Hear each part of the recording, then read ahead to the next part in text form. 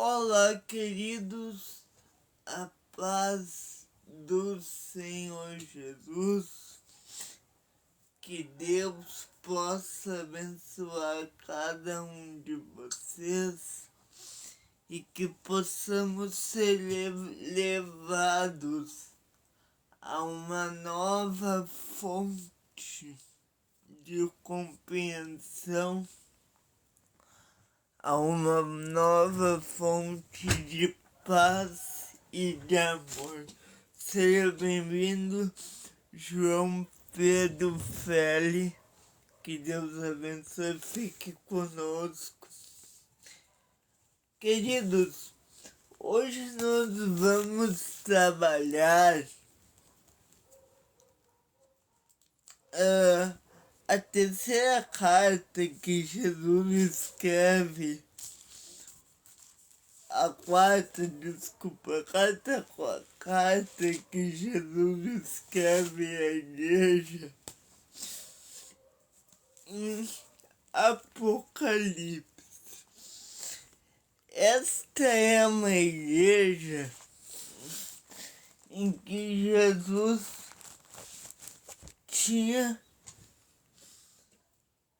ele amava todos, mas esta igreja é aconselhada por Jesus a não olhar para as dificuldades, para os obstáculos, mas para manter a fé viva e andar em seus caminhos. Então fique conosco, que hoje estudaremos a carta de Cristo em Apocalipse para a igreja de Filadélfia, certo? Mas antes de iniciarmos propriamente a nossa aula, eu tenho alguns recados aqui para você. O primeiro deles é que, se você não é inscrito no nosso canal, eu peço que você se inscreva e fique conosco até o final dessa ministração. O segundo recado é que nós temos alguns módulos do curso de Teologia 2 em aberto, que nós fizemos a primeira parte e vamos ter que terminar a segunda parte, provavelmente agora no segundo semestre de 2024, que são as cartas de Éfeso.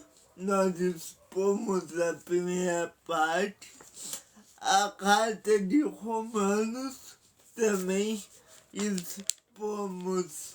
Na carta aos Romanos, nós já acho que está quase concluída ela, certo? E Apocalipse agora, que nós estamos na segunda parte, na parte definitiva. Então tem muita coisa boa. E mais uma coisa, esse é o curso de Teologia 2.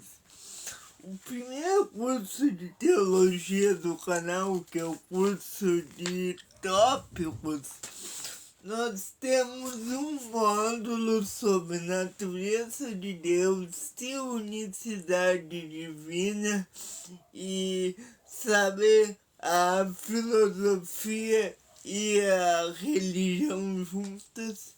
Então, nesse módulo, nós também exporemos a deidade e tudo mais, o começo de todas as coisas. Então, obrigado pelo presente. Resumindo, Efésios, segunda parte, Romanos, a segunda parte, Apocalipse agora, e depois a parte de unicidade divina, que é Pai, Filho e Espírito Santo, e as bênçãos da natureza deles, enfim. Então, tem muita coisa ainda pela frente, estamos assim começando, mas eu peço que se junte a nós e fique atento a esses recados. Vá no nosso site debatecristão.wordpress.com e por lá você será direcionado à nossa plataforma de estudo, que é Teologando Saudavelmente em Cristo.wordpress.com, e lá você ficará por dentro de todos os estudos, tá bem? Então, nós temos ainda Apocalipse, vou repetir, Efésios, esses que eu tô dando são a segunda parte, porque a primeira já está feita. Apocalipse, Efésios e Romanos, a segunda parte, por semestre que vem, que inicia agora em junho. Certo? Então eu peço que você fique de olho no nosso site. Vamos aqui em porta. Hoje estudaremos Apocalipse 3, do 7 ao 13. Nós vamos hoje olhar para a igreja de Filadélfia, certo? Bom, Filadélfia, aí cada final de capítulo faremos um resumo. Já fizemos do 2, agora estamos no 13, no final da quarta carta, ou melhor, da sétima carta, a gente estuda o final do capítulo 3, ok? Bom, então vamos fazer essa longa. A igreja de Filadélfia era a igreja mais jovem das 7 igrejas da Ásia Menor. Ela foi fundada por colonos provenientes de Pérgamo e o reinado de Atalo nos anos de 159 a 338 a.C. A cidade de Éfeso estava situada em um local estratégico na principal rota do correio imperial de Roma para o Oriente. Esta cidade era chamada a Porta do Oriente. Ela também era chamada de Pequena Atenas, pois dentro de Éfeso havia muitos templos dedicados aos deuses atenienses, como a deusa... agora não me perdi. Bom, mas há muitos deuses, certo? A cidade estava cercada por muitas oportunidades, tanto comerciais, financeiras, de estudo, etc.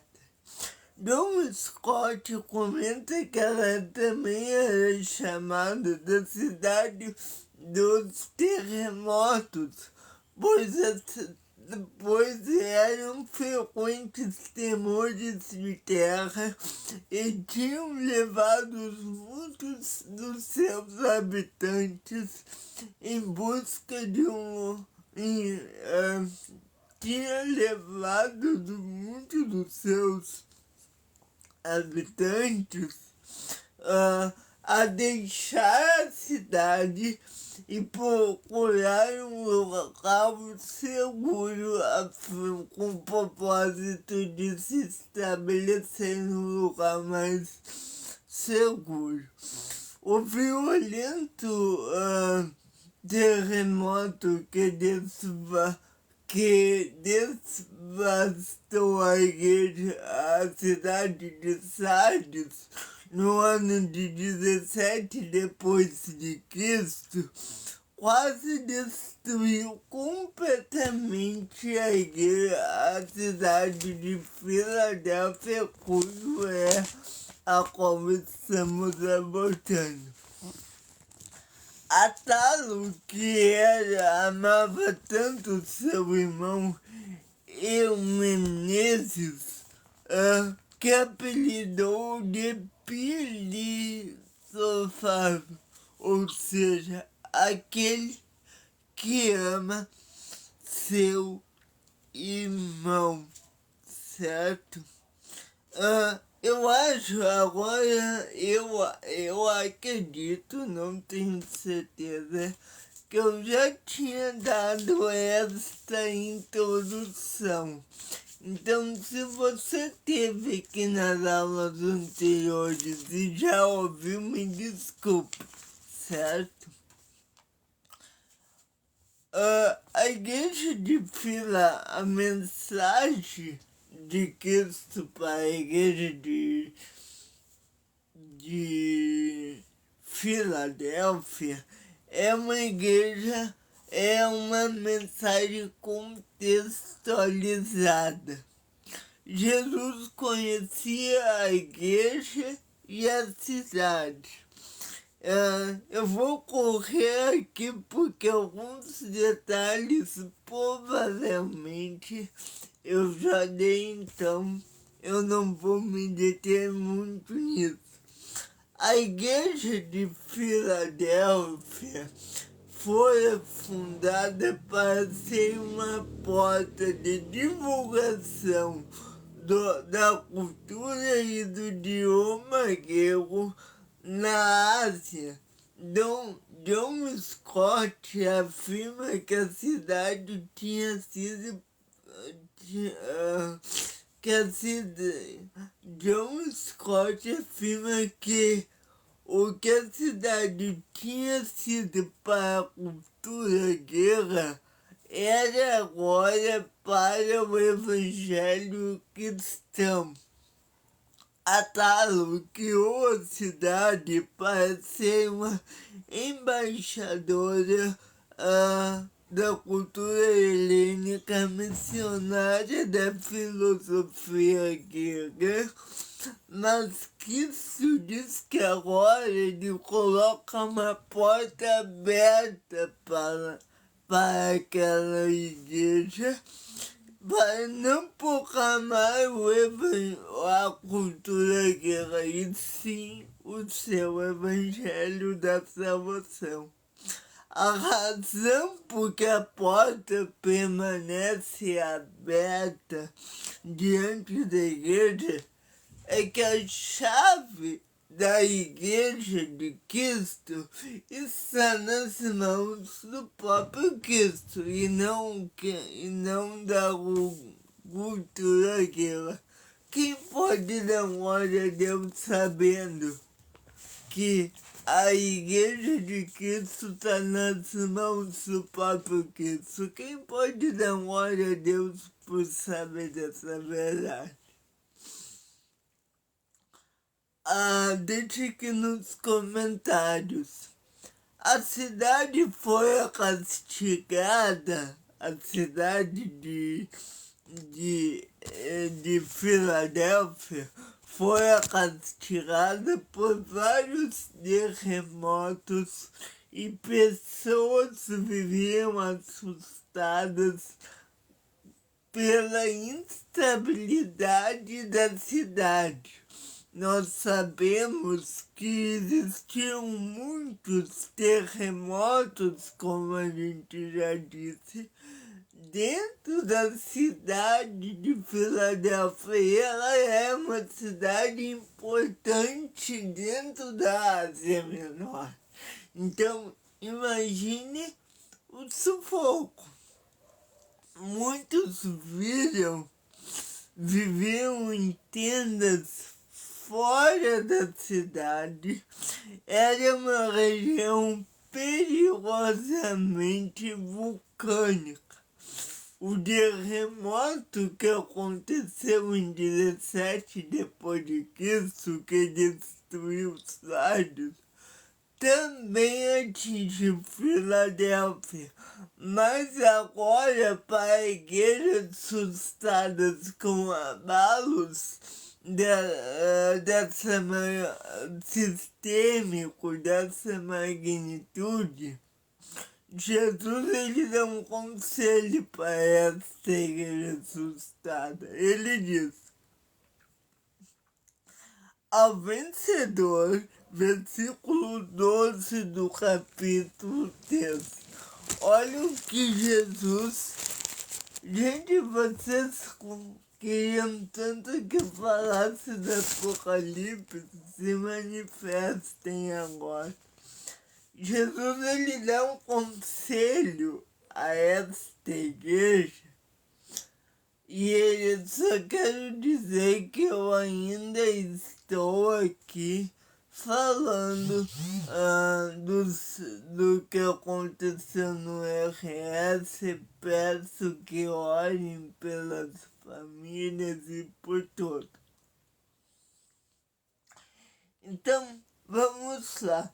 Jesus ele dá um conselho e uma bênção a esta igreja. Vejamos o verso de número 12 de Apocalipse 3. Jesus diz: a quem vencer, ou Jesus ele está dizendo, aquele pois que permanecer firme. Olha o que Jesus ele diz. E como eu sempre digo, notinha de rodapé aqui, antes de lermos o versículo. Como eu sempre digo,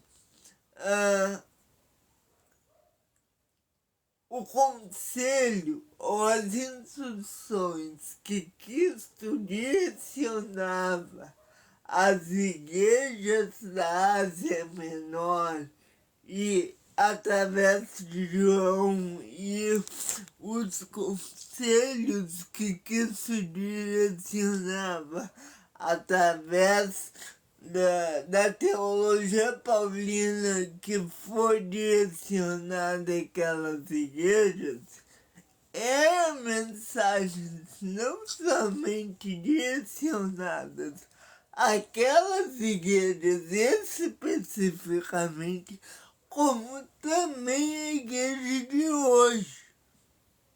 Então, nós estamos... queridos, eu peço que vocês me tratem como gente adulta, tá? Obrigado pelo bebê, mas é que é coisa séria. Obrigado.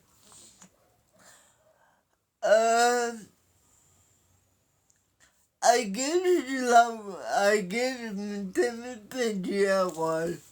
Jesus ele dá um conselho a esta igreja e é um conselho para nós, segundo a minha notinha de rodapé.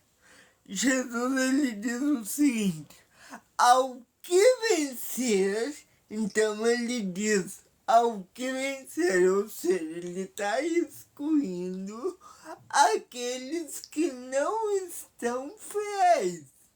Então ele está excluindo os ímpios, ele está falando com a igreja.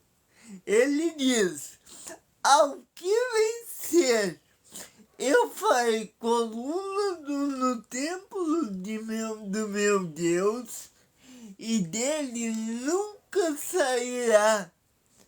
Então, vamos ver aqui. Então, a primeira promessa é que nós entraremos no templo santo de Deus, no templo eterno. Quem acredita nisso? Não num templo construído por mãos humanas, mas no templo eterno. E dele, segunda promessa. Primeira é que tu entra, segunda. E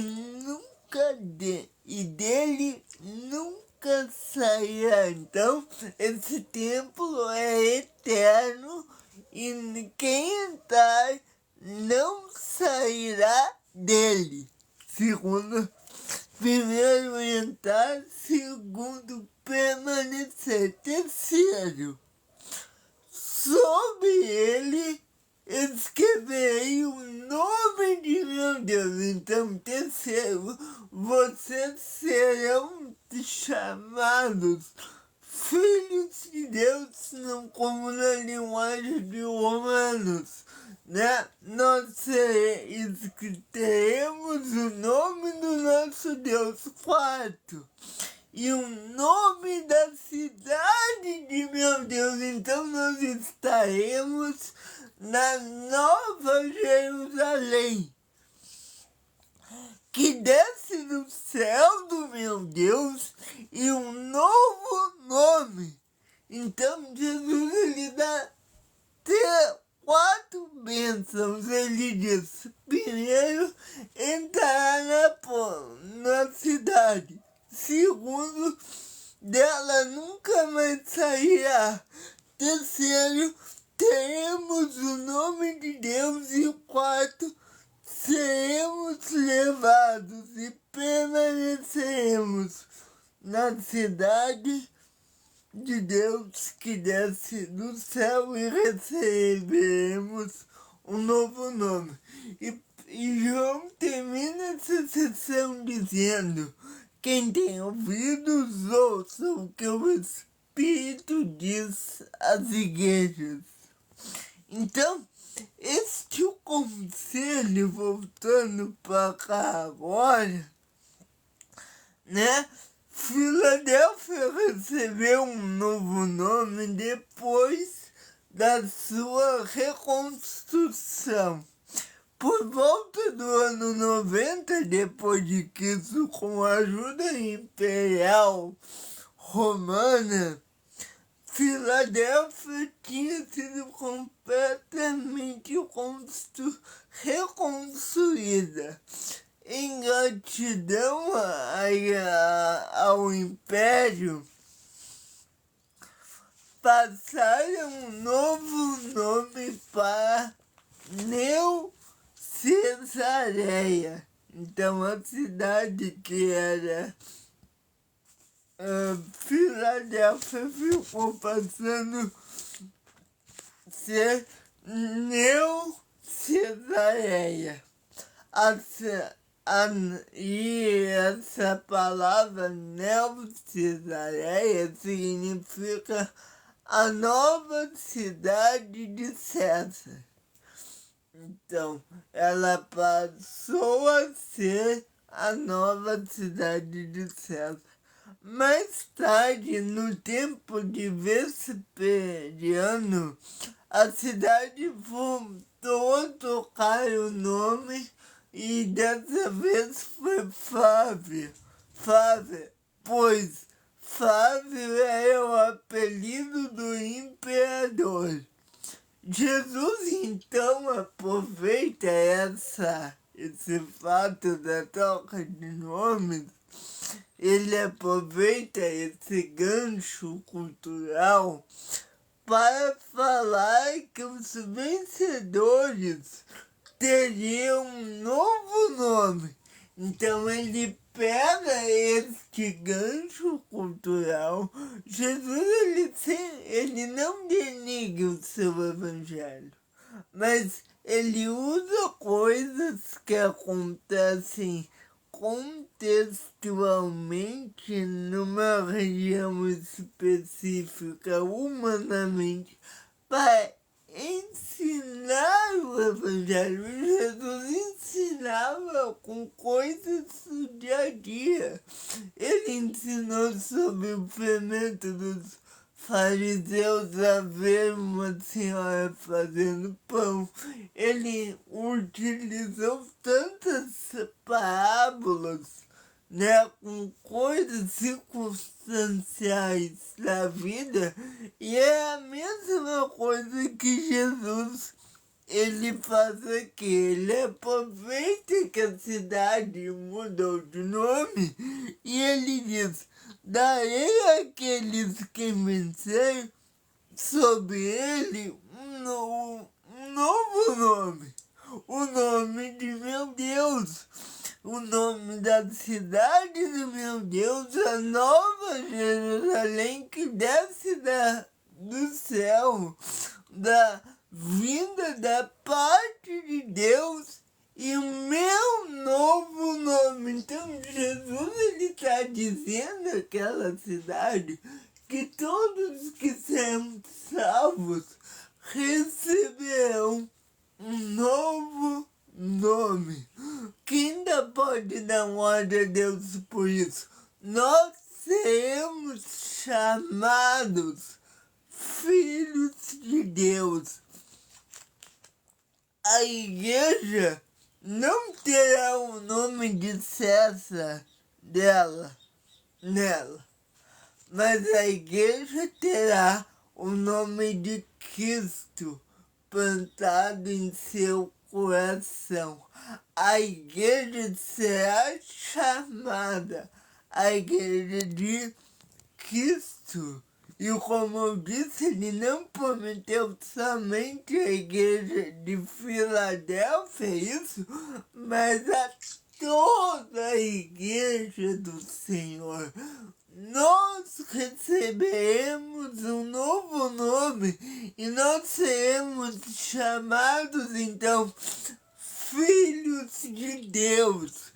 Então a promessa do livro de Apocalipse é esta, que ao que vencer, ao que passar por todas as calamidades, ao que trabalhar em prol do Evangelho, receberá um novo nome, o nome de seu Deus. Então, no verso 7, nós temos uma nova verdade para ser aprendida. Jesus não apenas conhece a sua igreja, como ele também apresenta-se como a solução para os problemas da sua igreja. Eu vou repetir. Jesus não conhece apenas a sua igreja, como ele apresenta-se como a solução dos problemas da sua igreja para a sua igreja. Certo? A igreja havia sido perseguida, e até hoje por falsos mestres. Então, Jesus, ele se apresenta de duas formas. Vejamos o que diz o verso 7. Ele diz assim, ó: e ao anjo da igreja, e preste atenção que tem duas coisas, dois princípios que eu quero destacar. Acompanhe a leitura e diga aqui nos comentários. Eu quero ver se vocês estão acompanhando e quem vai detectar esses dois princípios. Diz assim: e ao anjo da igreja que está em Filadélfia escreve: isto diz o que é santo e o que é verdadeiro, que tem a chave de Davi, e o que abre ninguém fecha, e fecha ninguém abre. Quais são os dois princípios que são de Cristo aqui nessa escritura? Alguém sabe? Alguém detectou? Me diga, mãe. Eu acho que as outras religiões... Bom, eu vou responder essa pergunta no final da live, então fique que eu respondo. Vocês conseguiram detectar aqui quais são as duas verdades, os dois princípios? Alguém? Ninguém? Quais são os dois princípios que Jesus falou em Apocalipse 17 sobre a igreja de Filadélfia? Eu quero ver se vocês estão prestando atenção, gente. Quais são os dois princípios que Jesus falou que a igreja de Filadélfia tinha? O que ele tinha para a igreja? Bom, já que ninguém respondeu, eu vou dizer. Jesus primeiro ele se apresenta como santo. Então Jesus é alguém que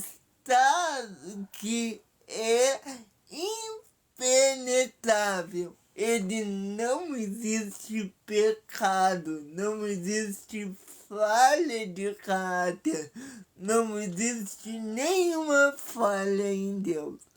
O primeiro é que ele é santo. Ele é a magnitude de toda a santidade. E segundo, ele é a verdade. Jesus é verdadeiro. Ele diz: eu sou o caminho, a verdade e a vida. Preste atenção que Jesus ele não diz: eu tenho o caminho, eu tenho a verdade, eu tenho a vida. Não. Jesus falou: eu sou o caminho, eu sou a verdade e eu sou a vida. Então Jesus é santo e Jesus é verdadeiro, e é isso que ele representa a igreja. Jesus ele não se apresenta apenas como Deus, mas ele destaca que ele é separado, ele possui uma santidade absoluta, em contraste com os que vivem em pecado. Jesus, ele não tem falta de caráter, ele é santo em seu caráter. Ele não é a sombra da verdade. Jesus não tem sombra da verdade nele. Ele é a própria verdade. Jesus, ele não é uma cópia de Deus, ele é o Deus verdadeiro. Jesus não é o Deus, um Deus, ele é o Deus, o supremo Deus, o único Deus, certo? E esse Deus é santo e é verdadeiro. Existem hoje nas religiões muitas seitas que tentam desvirtuar, né?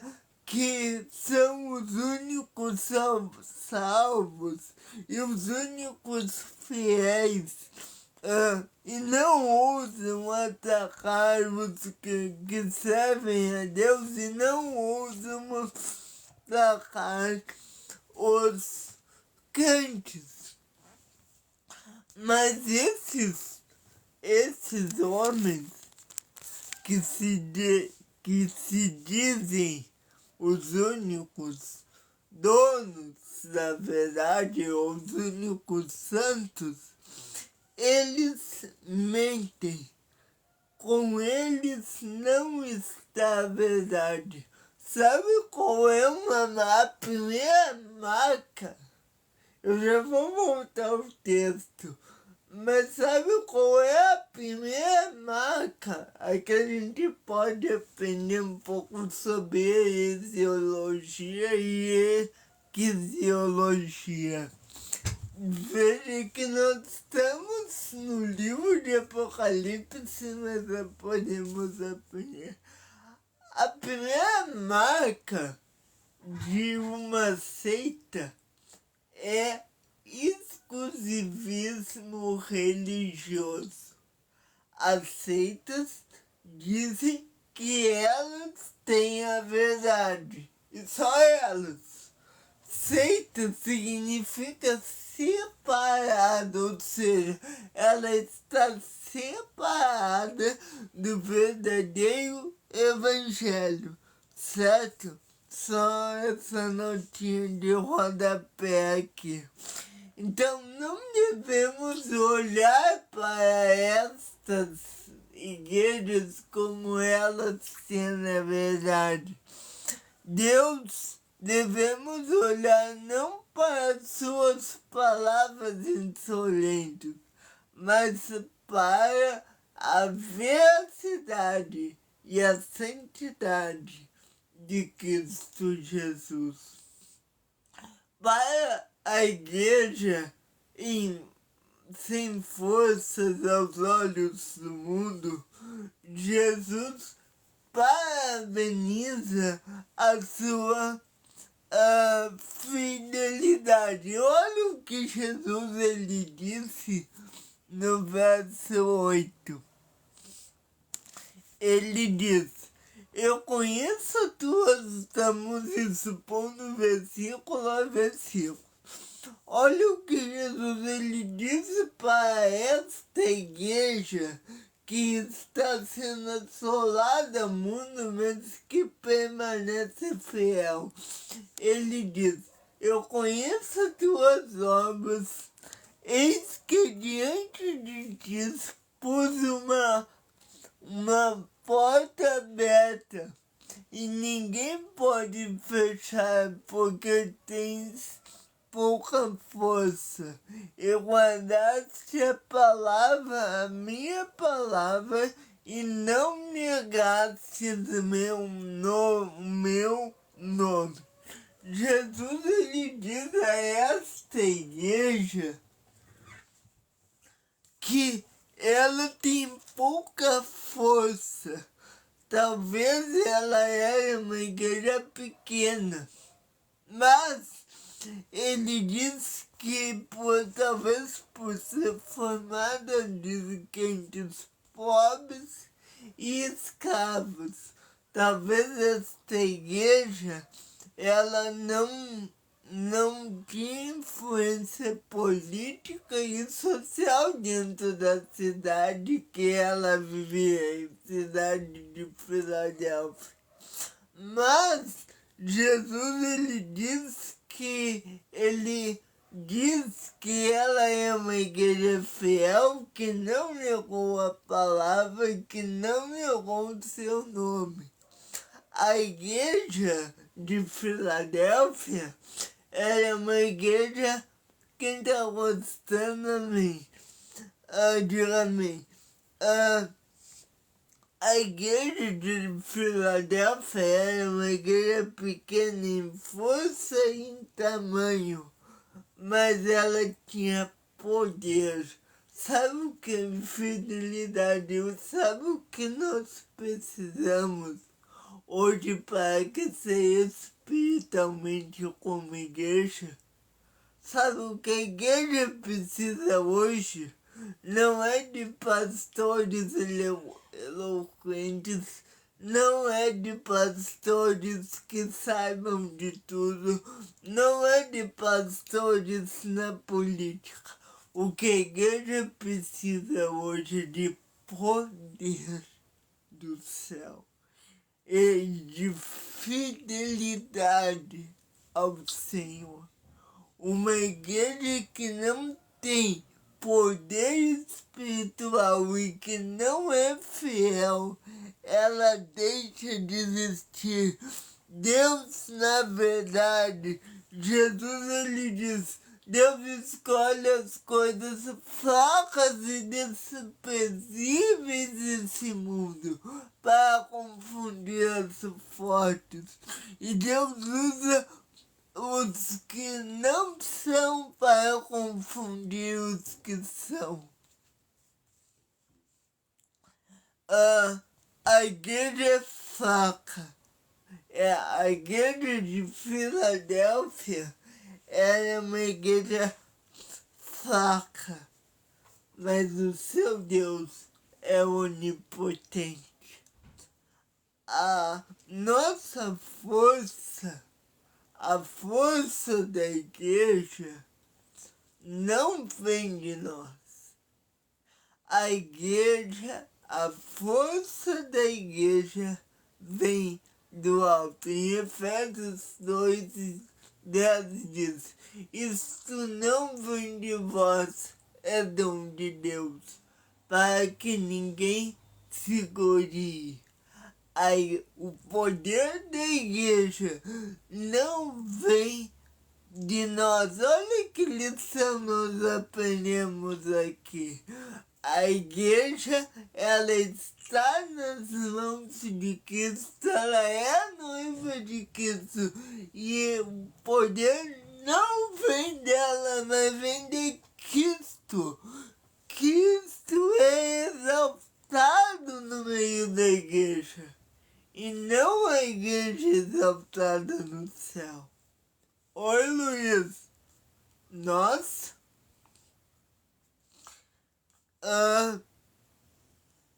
em terceiro lugar, para uma igreja que é perseguida e odiada pelo mundo, Jesus, ele diz que ela é amada.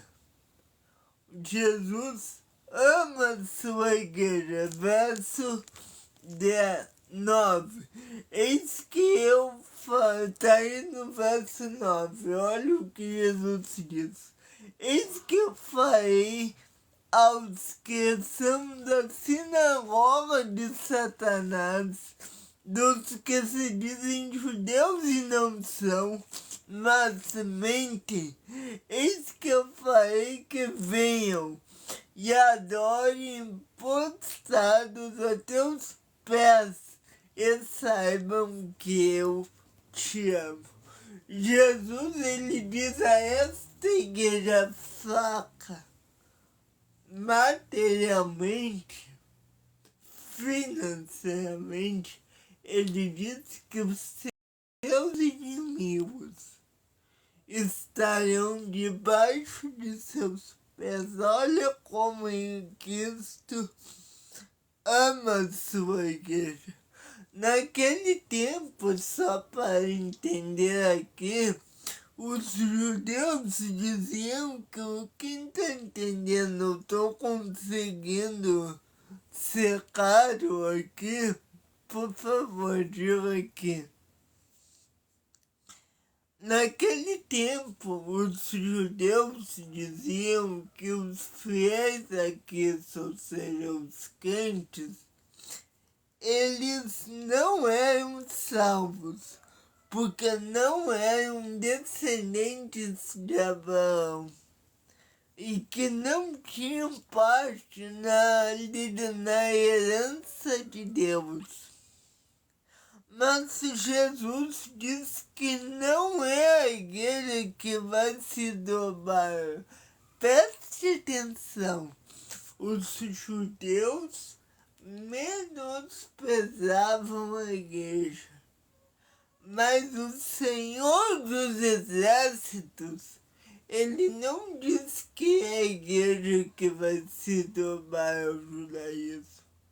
Não é isso que Jesus está dizendo.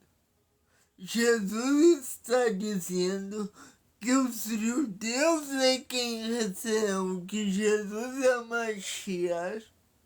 Messias, e reconhecerão que a igreja é o povo de Deus e verão que Jesus ama sua igreja. Então, até os judeus que se dizem detentores da verdade se dobrarão diante da igreja.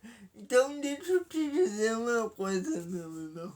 Tu não precisa lutar porque Cristo lutará por você. Continuando, para a igreja que guardou a paz. Então, aqui Cristo diz que Ele está com a igreja. No céu nós reinaremos com Ele e nos assentaremos nos tronos para julgarmos o mundo. Não é o judaísmo que julgará as nações, mas é Cristo e a sua igreja. Cristo ama a sua igreja. Pai, eu tô em vídeo. Já vou. Cristo ama a sua igreja. Para a igreja que guardou a palavra, e isso que é muito importante. Para a igreja que guardou a palavra de Deus, só um minuto. Pai, é muito importante. Eu já vou aí, tá?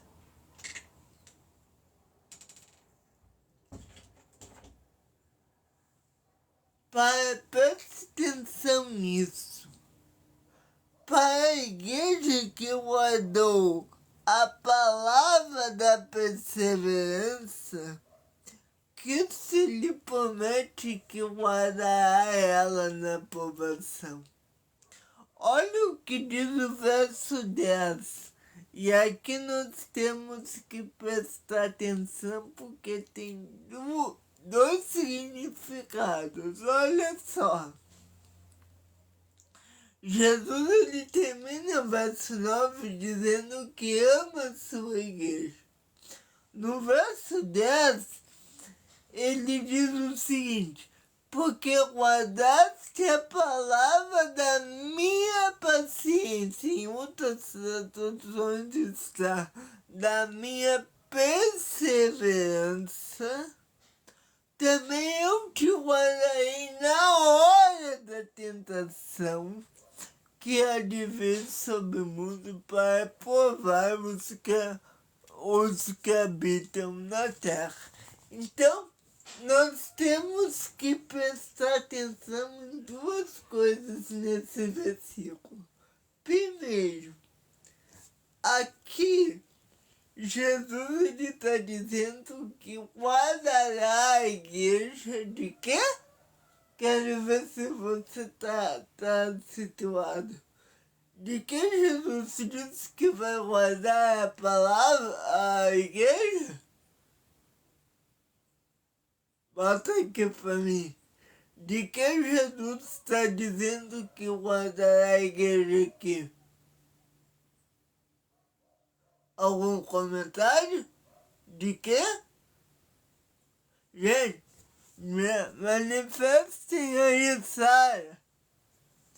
De que Jesus fala? De João? De que Cristo guardará a igreja? Bom, ninguém se manifestou. Mas ele disse que guarda a igreja. Não, não é Pedro. Preste atenção, gente. De que Cristo guardará a igreja? Em Apocalipse 3:10. De quem e por quê? De que guardarei a igreja da hora da tentação. Por quê? Porque guardaste a palavra da minha paciência ou da minha perseverança. Aqui nós temos uma promessa de Cristo para a sua igreja, que guardará ela da paciência e guardará ela da tentação e da provação no tempo da perseverança. Mas veja atenção uma coisa. Jesus está dizendo que ele guardará a igreja da hora da tentação que há de vir sobre todo mundo para provar os que habitam na terra. Tem alguns comentaristas que dizem que Jesus está prometendo a Filadélfia e a toda a igreja do Senhor Jesus que aqui acontece o arrebatamento, porque está dizendo que guardará da hora da tentação que há de vir sobre todo mundo. Nós precisamos aprender uma coisa. Jesus, a igreja que guardou a palavra, Cristo guardará a igreja, porque a igreja guardou a palavra. A igreja de Filadélfia não transgrediu, nem cedeu às provações. Ela preferiu ser pequena, mas fiel. Ela preferiu ser fiel e pequena. Ou melhor, ela preferiu ser fiel do que grande. Mas ela não quis ser grande em troca de ser mundana. É preferível você ser pequeno e fiel do que grande e profano. Olha o que Jesus está ensinando. Eu te prefiro santo do que grande. Mas preste atenção, então esse é o conselho de Jesus em Apocalipse 3:10. Ele disse que a promessa da igreja é que ela será guardada da provação porque foi fiel. Mas olha o que alguns dizem, que essa passagem de Apocalipse 3:10, juntamente com 1 Tessalonicenses 1 Tessalonicenses, agora eu não me lembro a passagem agora, mas acredito que é na passagem de capítulo 3,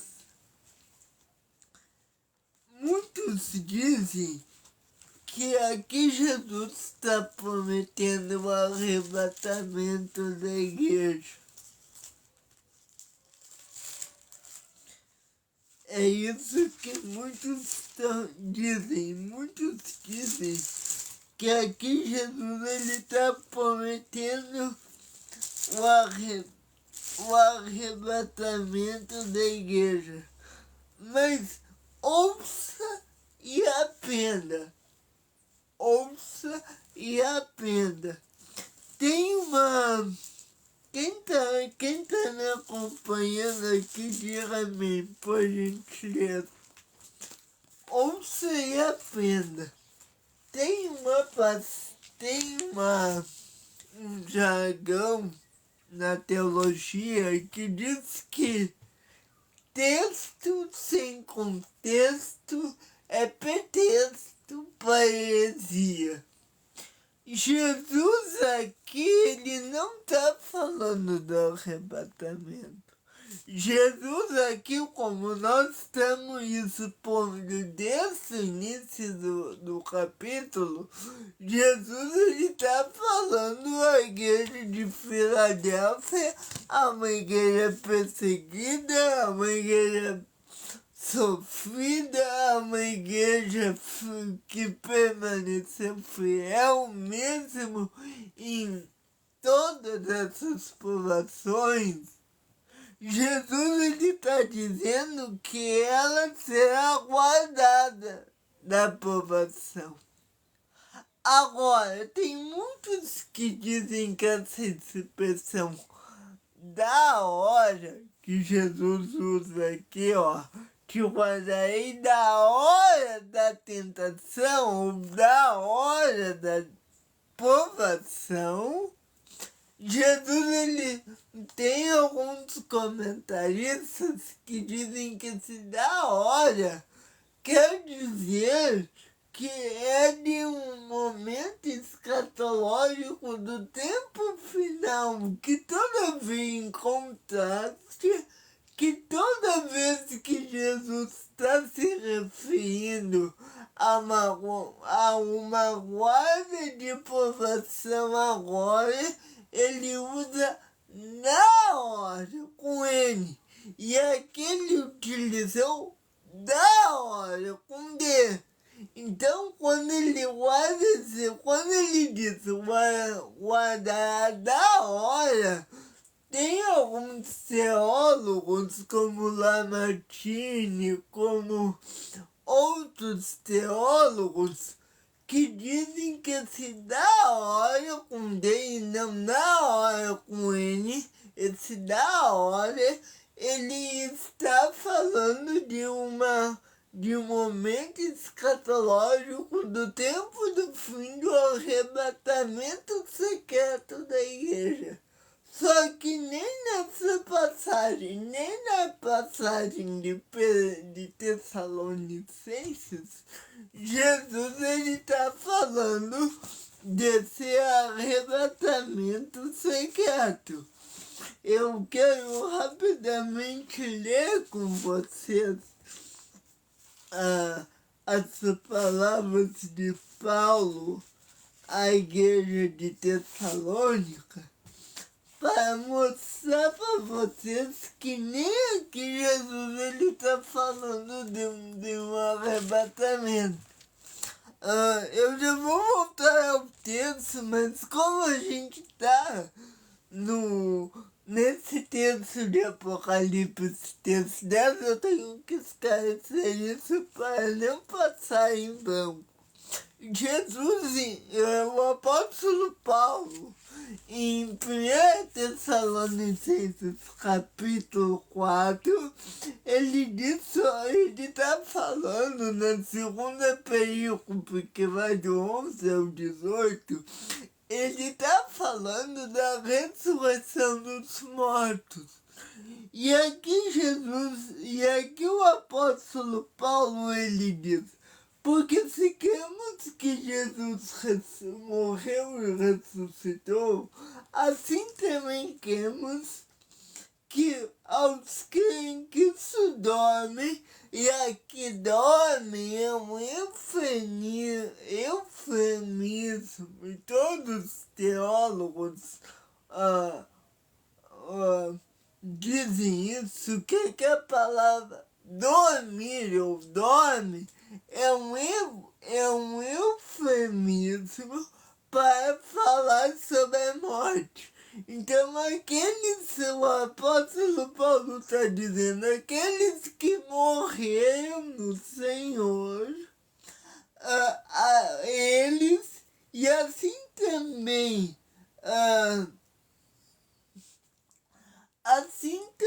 aos que dormem em Jesus, Deus os tornará a trazer com ele. Só que mesmo que seja aqueles que o Senhor trará com ele não está falando de um arrebatamento. Embora eu particularmente queira que nessa doutrina eu ainda não tenho uma base sólida disso, mas aqui Paulo, ele provavelmente está dizendo sobre a segunda vinda. Então a segunda vinda e o arrebatamento, embora tenha teólogos, como eu disse, como Lamartine, como Lucinho Barreto, como outros teólogos, aquele da Lagoinha, Márcio Valadão e outros, embora dizem que esta passagem, juntamente com Apocalipse 3:10, está falando de um arrebatamento secreto, nem João, nem Paulo usam esta palavra. Agora, preste atenção o que Paulo está nos dizendo na sequência. Ele diz: dizemos, pois, isso pela palavra de Deus, que nós, os que ficarmos vivos para a vinda do nosso Senhor, não procederemos aos que dormem. Porque o mesmo Senhor que descerá do céu com um alarido e com a voz do arcanjo que estão com a tormenta de Deus, e aos que morreram e que ressuscitarão primeiro. Depois nós, os que ficarmos vivos, seremos arrebatados juntamente com ele nas nuvens, encontrar o Senhor nos ares, e sairemos assim para sempre com o Senhor. Uma outra palavra que é utilizada aqui é rapazo no grego. Rapazo quer dizer um arrebatamento de dentro para fora, de tal forma que muitos dizem que esse rapazo, juntamente com o eufemismo de dormir, eles estão dizendo que o Senhor arrebatará a sua igreja, né? Só que isto não está textualmente na Bíblia. Isto é uma teologia. Assim como é uma teologia dizer que o arrebatamento não acontecerá.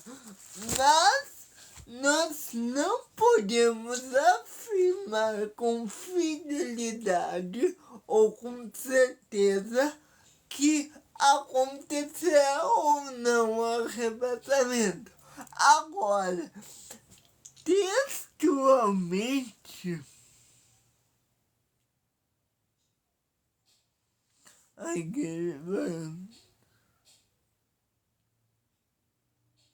como assim? Não entendi.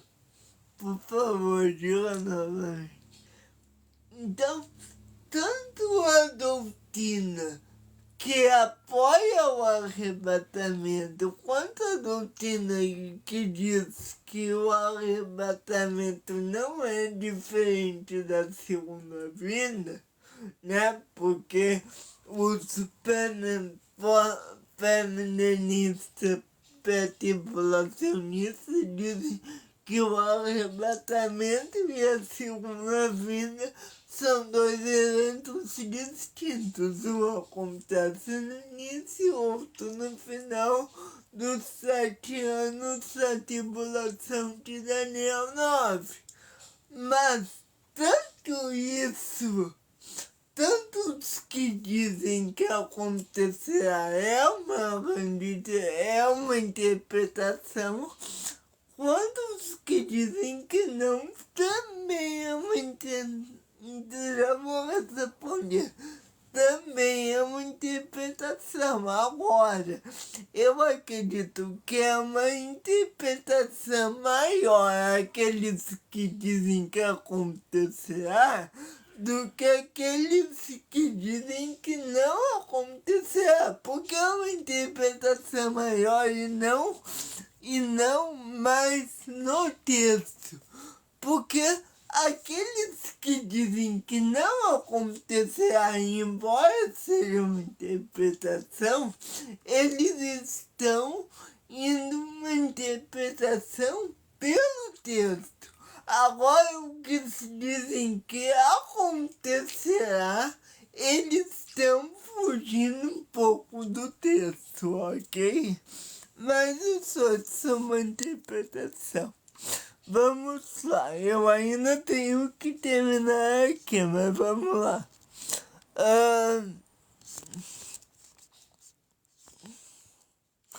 Porque o arrebatamento, nós vamos às igrejas.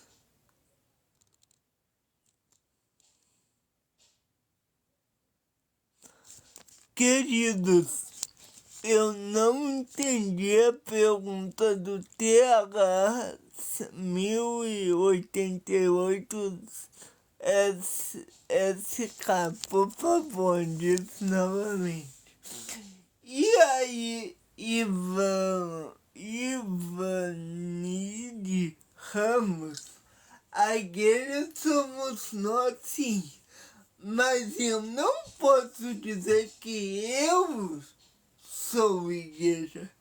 Eu faço parte da igreja. Agora,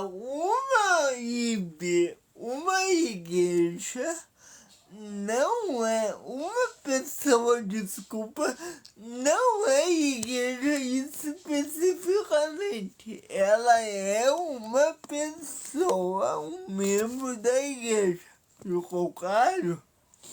Deixa eu responder aqui a Mori, que ela tá perguntando há tempo, eu não sei se é homem ou é mulher, mas vou dizer aqui, Mori voltasse, me ajudem aí, pessoal, quem ela é?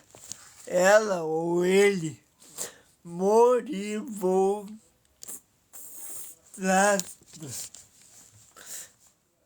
Deixa eu ver aqui que ela enviou 2 comentários aqui. Mas a primeira pergunta dela é...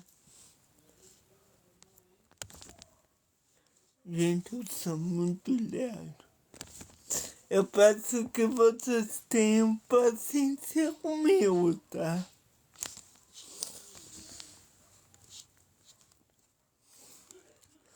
Eu não vou conseguir ver o outro comentário.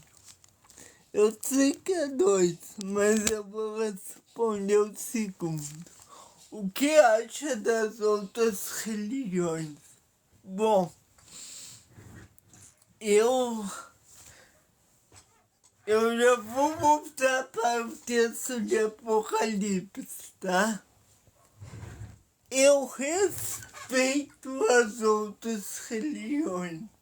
A gente tem que saber a diferença entre liberdade religiosa e ecumenismo religioso. quem não segue a doutrina de Deus, é uma doutrina de demônios. A Bíblia é clara textualmente sobre isso, certo? Agora, mesmo eu acreditando que eles irão para o inferno, eu não posso dizer que eles são desprezíveis. Eu tenho que agir na liberdade religiosa que tanto eles quanto eu tenho. Então, preste atenção, embora espiritualmente eu acredito em que eles irão para o inferno, eu não posso simplesmente, e até numa questão do evangelho, uma questão de amor, eu não posso chegar e desmerecer a religião dele, certo? Eu recomendo você ir lá na minha série sobre religiões e sobre liberdade religiosa, que você entenderá melhor. Aqui eu só dei uma pincelada, não é todo, tá? É só um escopo. Então vá lá que você entenderá melhor. Mas voltando ao texto, então eu acredito nisso do arrebatamento que eu falei.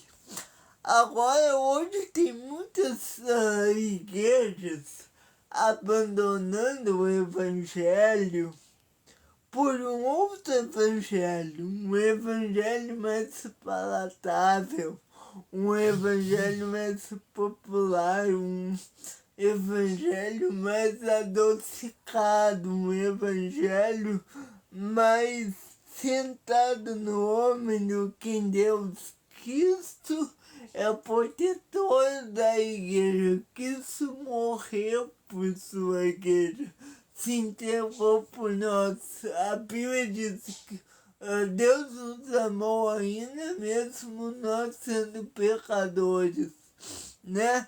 Ele é o muro de um fogo encelador, ele é o povo, né? Ela, a igreja, é o povo selado de Deus e maligno. Nem seus terríveis agentes podem tocar na igreja de Cristo. A igreja está segura nas mãos a igreja está segura nas mãos de Cristo. Jesus usa nessa carta até símbolos que regem toda sua mensagem. Tem símbolos. Primeiro, uma porta aberta. Segundo, a chave de Davi.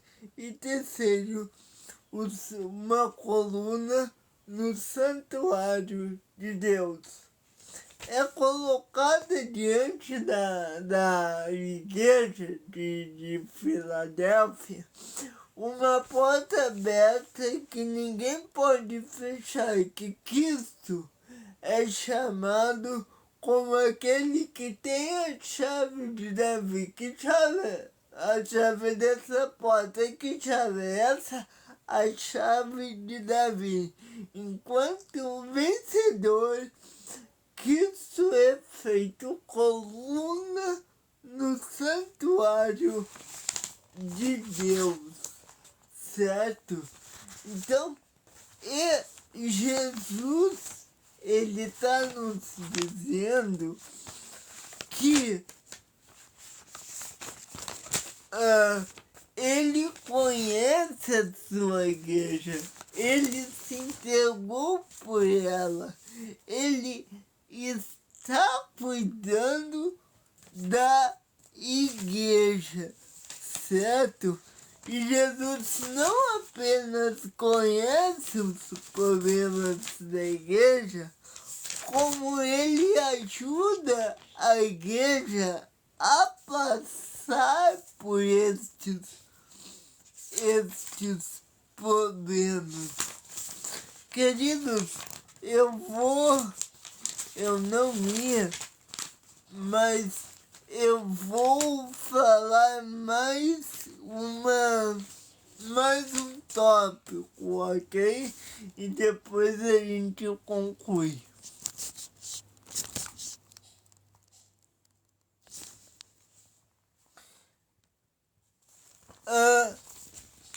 Posso falar? Já estamos com 1 hora de live, mas eu acho que dá tempo. No verso 8, quero terminar, que aí a gente volta depois no verso 9 e 10. Jesus, no verso 8, ele fala sobre a igreja que guardou a perseverança. E ele não só conhece, preste atenção, Jesus ele não só conhece a sua igreja, mas coloca diante dela uma grande oportunidade. Isso é muito importante. Preste atenção. Jesus não somente conhece a sua igreja, como ele coloca diante dela uma oportunidade. Veja o que ele diz: eu conheço tuas obras, eis que é diante de ti uma porta aberta e ninguém pode fechar, porque tem pouca força. E guardaste a minha palavra, e não negaste o meu nome. Nós já falamos lá atrás sobre esse versículo, mas ainda tem uma coisa que nós precisamos destacar aqui. Jesus, em primeiro lugar, Jesus é a porta aberta. O que é essa porta aberta? É a oportunidade da salvação. Já tô tendo uma coisa na garganta aqui. 1 hora de live, né? Mas Jesus, ele é a porta da salvação. Em João, capítulo 10, verso 9, Jesus, ele diz isso, que ele é a porta da salvação, da liberdade e da provisão. Ele diz o seguinte, vamos rapidamente para o Evangelho de João. Gente, se vocês não...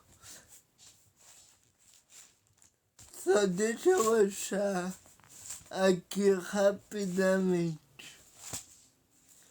Em João capítulo 10, Jesus ele dá um conselho à sua igreja.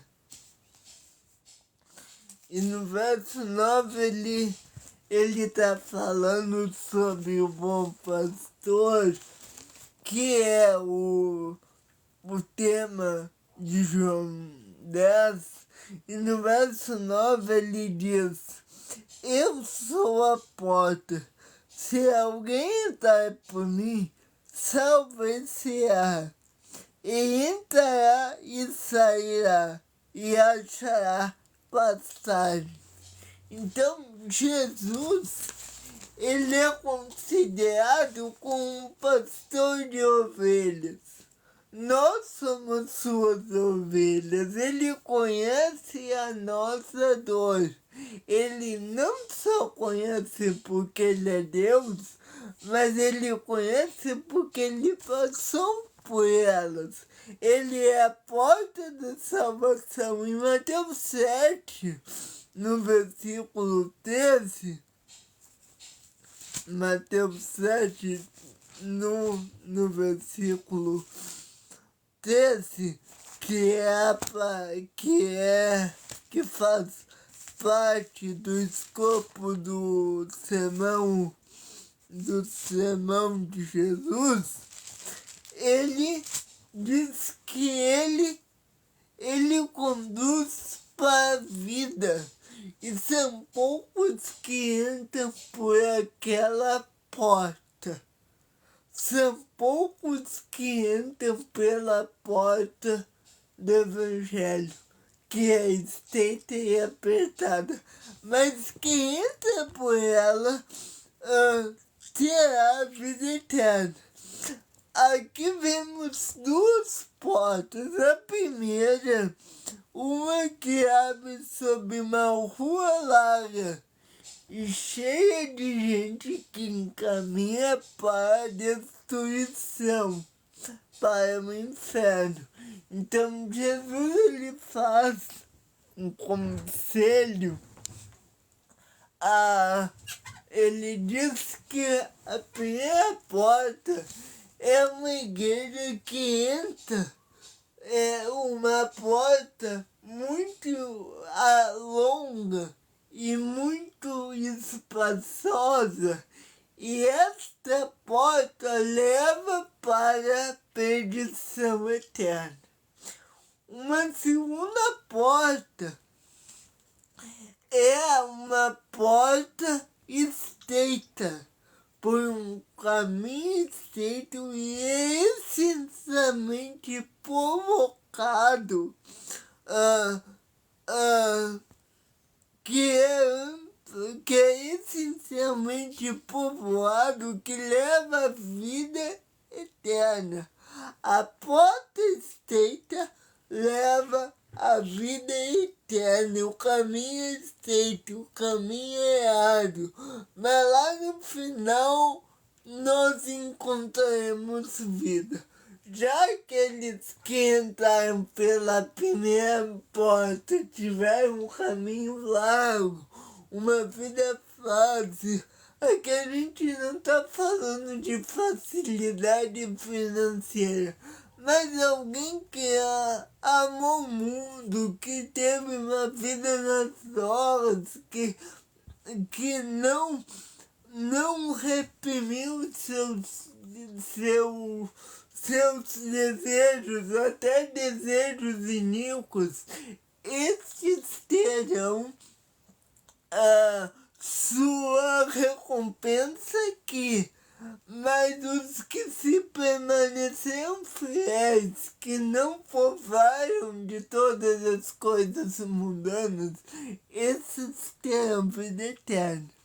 Então, para entrar pela porta estreita, é preciso se curvar, é preciso, não pode levar bagagem e só pode passar um de cada vez. Jesus ele diz: aquele que quiser vir após mim, negue-se a si mesmo, tome a sua cruz e siga-me. É um evangelho, é um caminho estreito. Se você entrou no evangelho para se dar bem, para ter uma vida de luxo, esquece. É um evangelho de renúncia. A segunda porta aberta desse versículo de Apocalipse 18 é uma oportunidade de evangelização. As angústias daquela cidade, são como um grito de socorro dos homens carentes do Evangelho. Jesus fala da oportunidade de pregar o Evangelho Paulo via a idolatria da cidade de Atenas como uma porta aberta para falar ao Deus desconhecido. Né, Paulo? Até tem uma passagem que Paulo, aquela cidade era uma cidade idólatra. Né? A gente vai estudar isso quando a gente chegar em 1 Coríntios. Mas aquela era uma cidade idólatra. E lá havia vários lugares. E Paulo, ele diz o seguinte.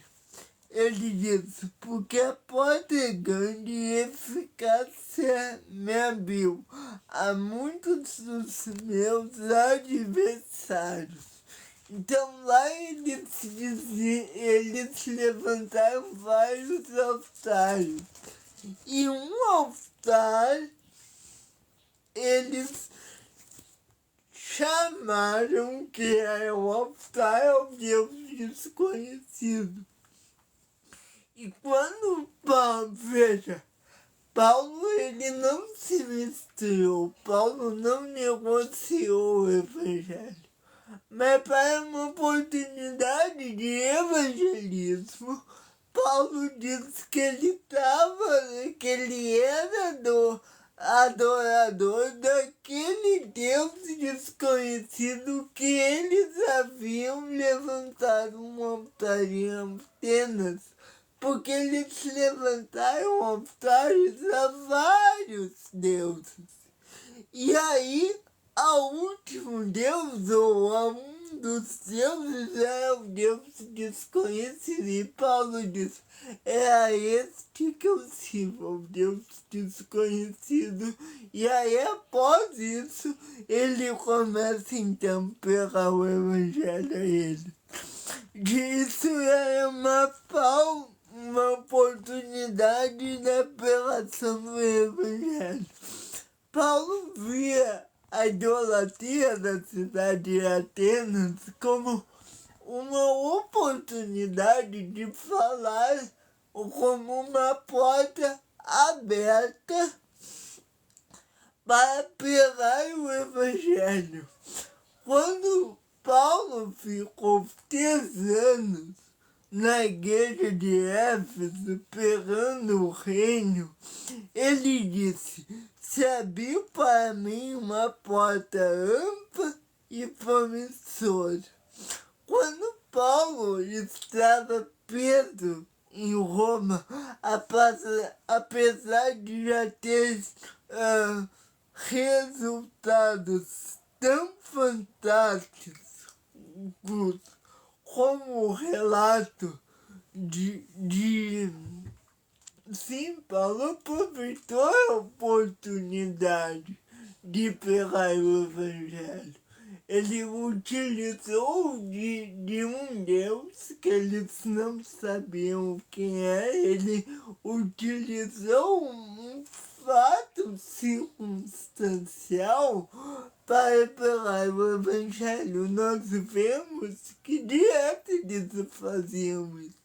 Paulo, os outros apóstolos, inclusive Cristo, ele usava fatos circunstanciais para levar o evangelho.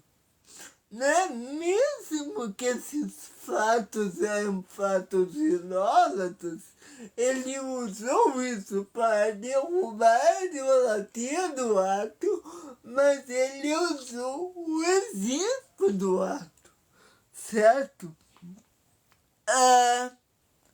Então, olha o que Paulo ele diz quando estava preso em Roma, apesar de ter resultados tão fantásticos. Olha o que ele diz aí, ele pede a igreja em Filipenses capítulo 1. Ele diz, orem também por nós, para que Deus abra uma porta para nossa mensagem, a fim de que possamos proclamar o Evangelho de Cristo. Então, Paulo não estava somente pedindo a Cristo diretamente, como estava dizendo para os seus liderados orarem a Cristo para pedir por ele e pela igreja. É isso que Paulo está dizendo. A igreja precisa. Jesus, ele não conhece apenas as dificuldades, as fraquezas da igreja, mas coloca diante da igreja uma grande oportunidade. Coloca diante da igreja uma porta aberta.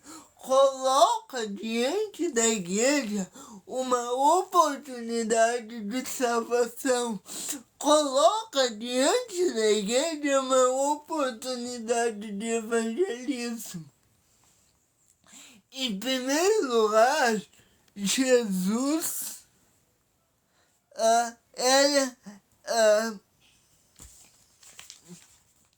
John Scott. Eu já vou terminar aqui, tá? A gente ainda tá no verso 8. Isso que eu falei que possamos proclamar o Evangelho de Cristo, tá em Colossenses 4, tá? 4, 3 a 4. A igreja de Filadélfia, segundo John Scott, tinha 3 problemas para aproveitar a oportunidade dessa porta aberta. Claro que eu sei ler, como assim? Eu estou lendo as escrituras aqui.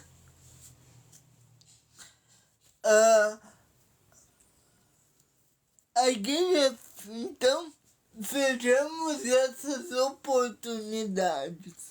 A primeira oportunidade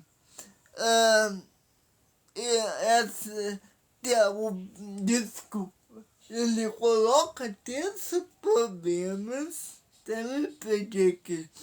Ele coloca 3 problemas da igreja de Filadélfia para aproveitar a oportunidade de pregar o Evangelho. O primeiro problema está aí no verso 8. Olha o que ele diz.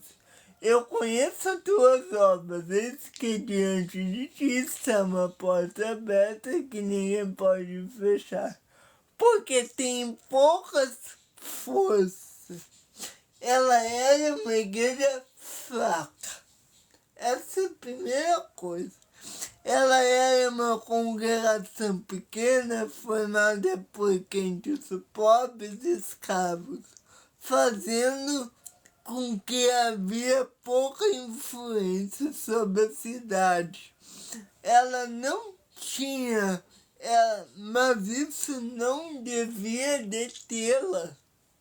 Jesus não queria que isso detesse o evangelismo. Em segundo lugar, no verso 9, né, ele diz assim, olha o que diz o verso 9, parte B. Verso 9, desculpa.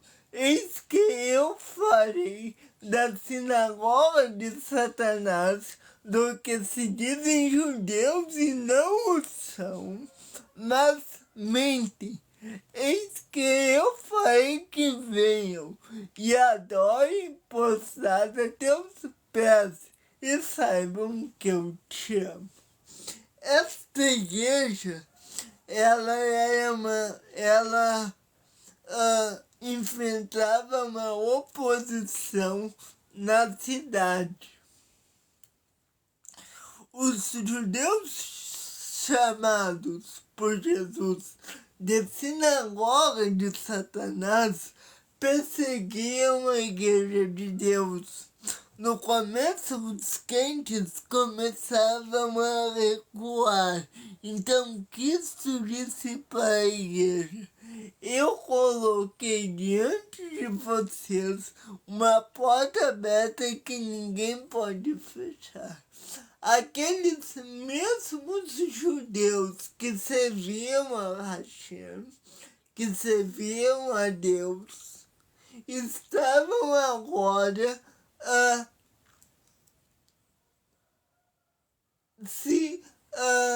sendo instrumentos para perseguir aqueles que adoravam a Deus, só que através de Cristo.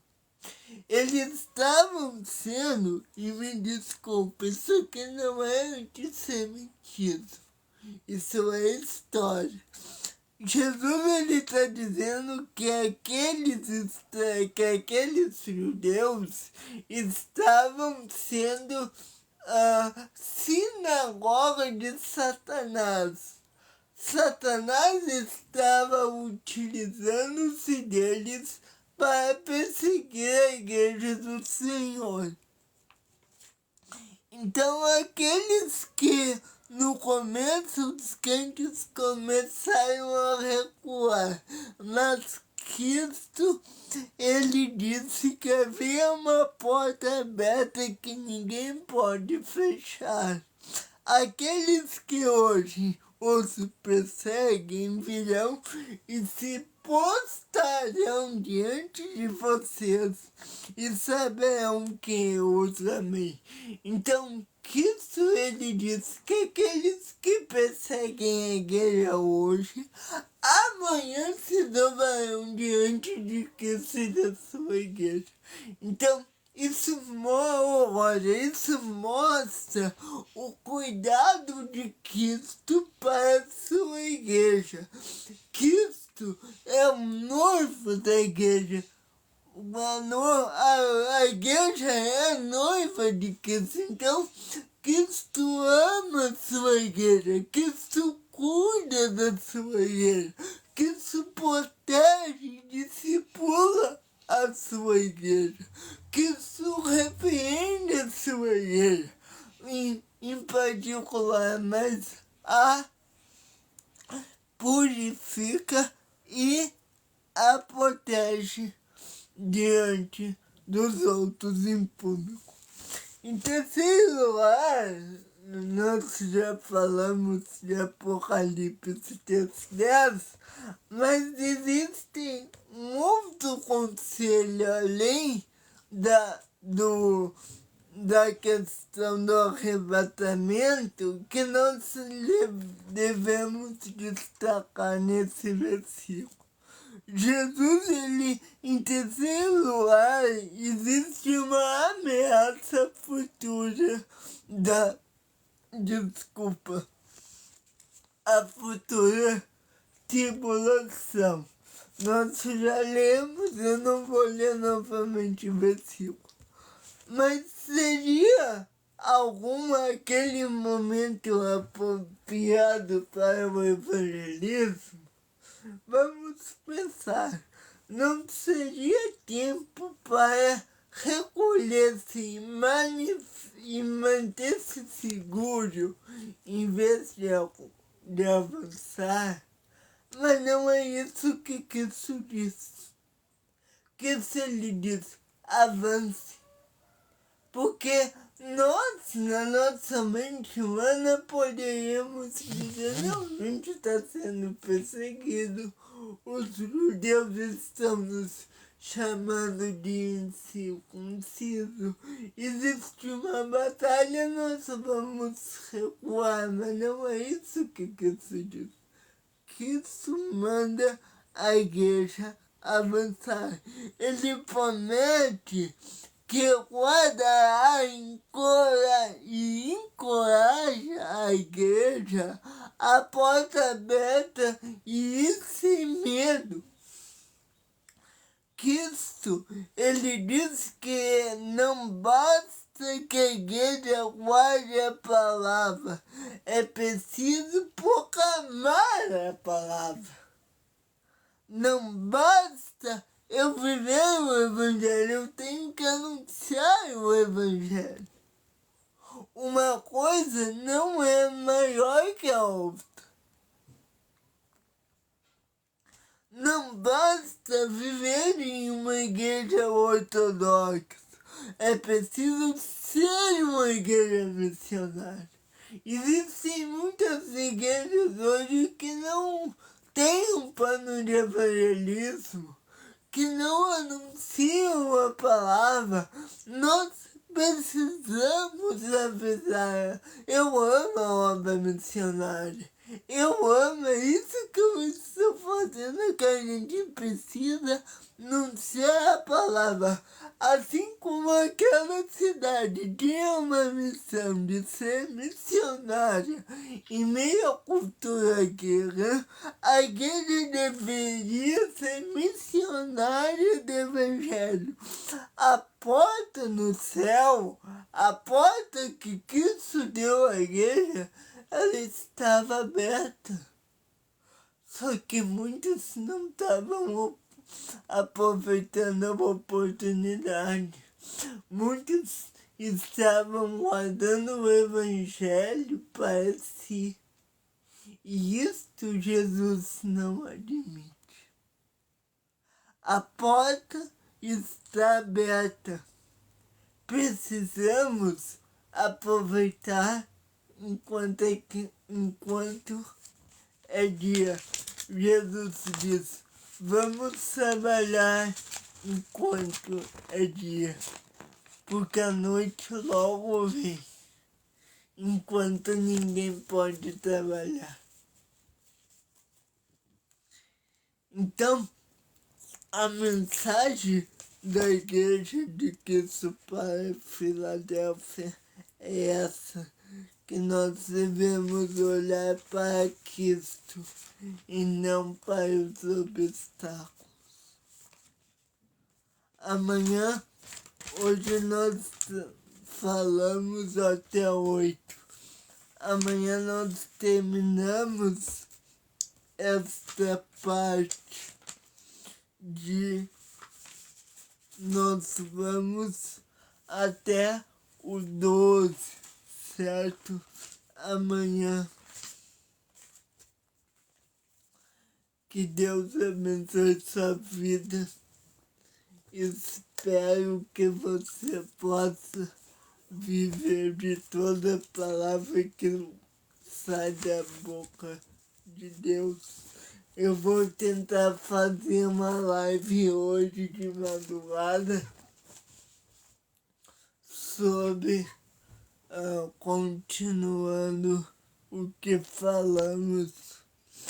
Temos que ainda eu vou começar a falar da filosofia, da religião e do cristianismo.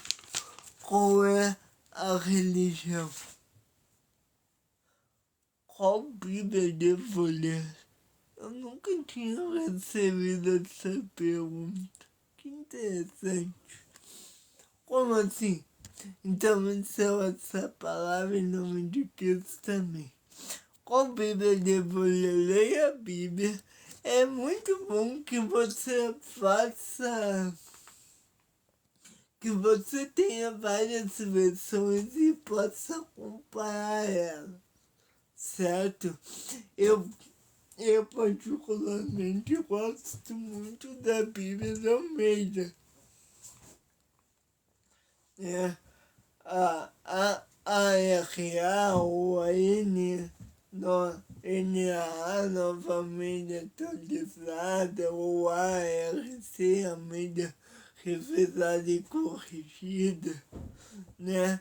Eu gosto muito da Bíblia de Almeida. Tem outras como a NVI, novamente internacional, né? Mas se você gosta, eu te aconselho aí na ARC Almeida Revista e Atualizada.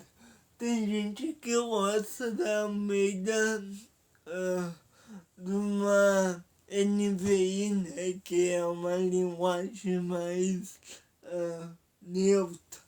Mas eu gosto bastante da RCARA. Então vale essas duas, tá bem? Que Deus abençoe. Fique na paz. Hoje falamos bastante sobre o Apocalipse e amanhã voltamos. Eu vou ver se eu consigo fazer uma live hoje de noite, em torno de meia-noite, 1 hora por aí. Se você quiser vir, está convidado. Que Deus abençoe sua vida. Se inscreva em nosso canal, fique tendo essas próprias notícias. Sim, tem o mesmo significado. É só a maneira de colocar o texto, né? Porque não pode... Bom, eu nunca vi uma versão herética, por exemplo, né? Mas acho que essas duas vão te ajudar no... Agora, a mãe da revista atualizada e a mãe da revista corrigida. Certo? Que Deus te abençoe. Tudo isso fazemos dentro do reino, se for a vontade dele. Que Deus te abençoe. Até a próxima. Vá lá no meu Instagram e faça perguntas também. Eu tô com vontade de abrir um novo programa aqui de pergunta ao evangelista. Mas eu preciso de perguntas, então vá lá no nosso canal e pergunte, certo? Que Deus te abençoe. Fique na paz.